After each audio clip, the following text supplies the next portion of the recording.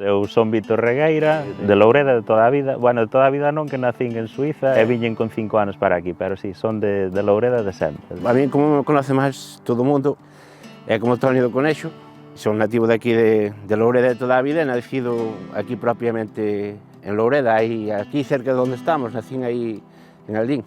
Meu pai naqueles tempos era directivo do Campanal, entonces ao mellor iba xa aos sábados pola mañán e xa nos levaba tanto a mí como a miña irmán, estábamos ali xogando e despois era vir comer á casa e pola tarde volver para o campo e aos domingos igual, o sea, xa era, ao estar ele na directiva prácticamente xa botábamos ali case o día. Eu cheguei a debutar no primeiro equipo ainda non tiña 16 anos, Despois sí que xoguei algún partido máis, da Copa da Coruña, por aí, o último ano xa do Campanal, en infantiles e 2 anos en xuvenil. Eu só xoguei unha temporada en infantís. Despois o fútbol, máis ben, o fútbol a min gustaba vivilo desde as barreras.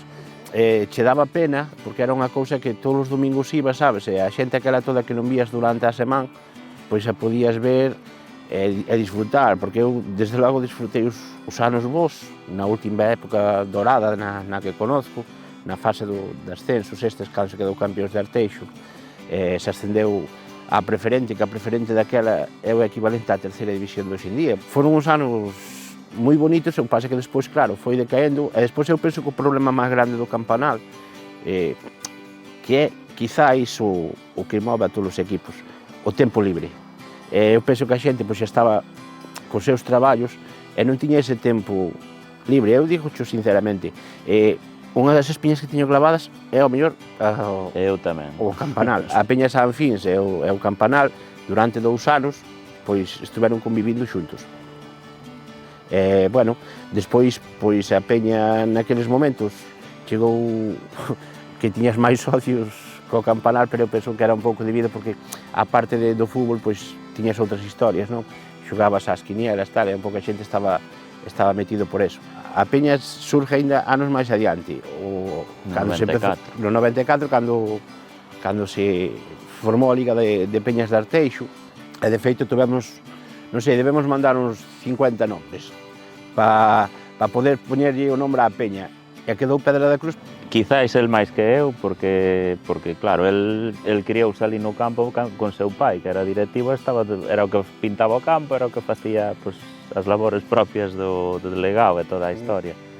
Eu xa un pouco porque empecé en infantís, porque era o equipo do pobo, porque era desde neniño era o que iba... Eu recollía balóns. Bueno, balóns tamén non recollía, eu moitos balóns. O meu xogador predilecto do Campanal, na época que me tocou vivir, foi sempre Pibe.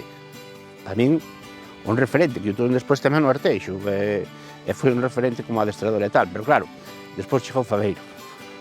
Era carne. De feito, a camiseta levou o número 9 porque Faveiro ou xogaba co 9 ou xogaba co 7.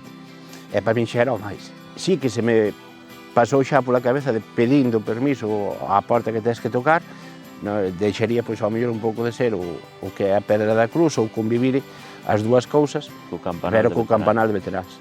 Non tes tanto que pelear porque aí xa vai todo noutra maneira, e que tamén é casi estar federado, pero é estar federado, pero é de outra maneira.